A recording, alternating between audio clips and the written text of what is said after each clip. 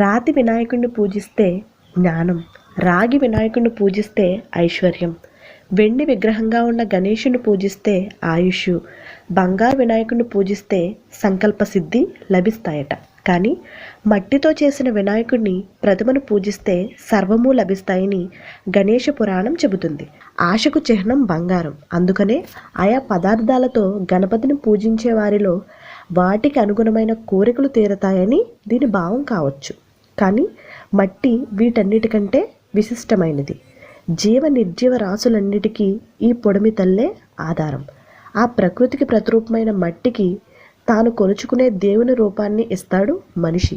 ఆ రూపాన్ని భక్తితో కొలిచి ఘనంగా సేవించి ధూపదీప నైవేద్యాలను అర్పించి తిరిగి ప్రకృతిలోనే కలిపేస్తాడు.